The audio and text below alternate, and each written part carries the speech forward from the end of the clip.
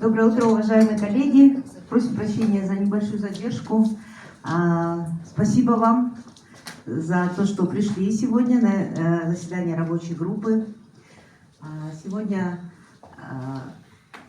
к сожалению, у нас председатель рабочей группы Чолпон Бишналиева по обстоятельствам, связанным с работой, не смогла посетить, но сегодня в роли председателя будет сопредседатель Масума Ильясовна. Давайте тогда начнем свою работу. И для приветственных слов, для вступительных слов я бы хотела дать слово представителю посольства Швейцарии Дамиру Бесенбину. Спасибо большое, Алтынай.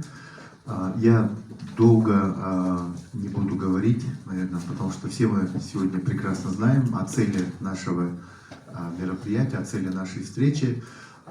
Я хотел, во-первых, поприветствовать вас от себя лично, от имени посольства Швейцарии в Кыргызской Республике, поблагодарить вас за время, которое вы уделяете нашему проекту. Сегодня у нас вторая встреча нашей рабочей группы по неформальному образованию. Первое заседание у нас было прошлой осенью, если мне не изменяет память, 31 октября. Да? Но я думаю, что сегодня у нас очень интересная повестка дня, очень интересная программа. И я думаю, что сегодняшняя встреча, сегодняшнее заседание будет очень продуктивным, плодотворным. И мы с вами сделаем еще один шаг вперед на пути к внедрению неформального образования в Кыргызской Республике. На этом позвольте мне закончить и передаю слово Мазуме Ильясовне. Спасибо. Доброе утро, уважаемые участники, уважаемые коллеги.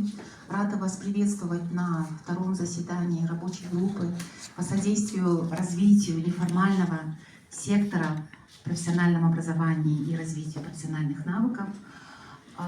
Действительно, буквально, мне кажется, так быстро время пролетело, и мы обсуждали форматы нашей работы, вопросы, которыми мы будем заниматься. И сегодня у нас уже второе заседание, на котором мы будем обсуждать шаги, которые были сделаны в рамках проекта ЧБР. В стране много уже сделано в рамках неформального образования, все структуры занимаются ими, но мы понимаем, что вопросы еще остаются.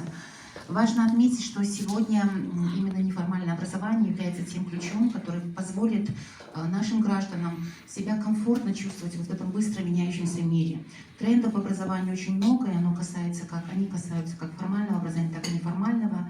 Не буду все перечислять, но даже те, которые на устах у всех, это и искусственный интеллект, это и климатические изменения, это и миграционные процессы, расширение, глобализация экономики и так далее, все это влияет на то, как человек комфортно себя чувствует на рынке труда. И в данном случае у нас это понимание значимости неформального образования, оно прям прочно входит в нашу повседневную жизнь.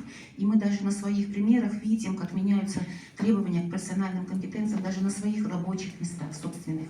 Меняются профессии, специальности, компетенции. И поэтому сегодня перед нами стоит задача все-таки выстроить какую-то систему, которая позволила бы неформальному обучению войти в структуру вообще образовательной системы Кыргызстана. Задача, конечно, сложная такая. С одной стороны, мы говорим, что эта система должна быть очень гибкой, очень адаптивной. Она должна быть доступна для каждого гражданина Кыргызстана, доступна как физически, так и финансово. С другой стороны, мы говорим, что эта система должна быть признана в государстве, не только в государстве, но и за рубежом, потому что миграционные процессы нас никак не минуют, и она должна быть качественная. То есть сегодня мы должны уже говорить не просто о существовании системы курсов неформального обучения, но с точки зрения обеспечения качества этих курсов, потому что иначе признаваемость этого направления обучения не будет на соответствующем уровне.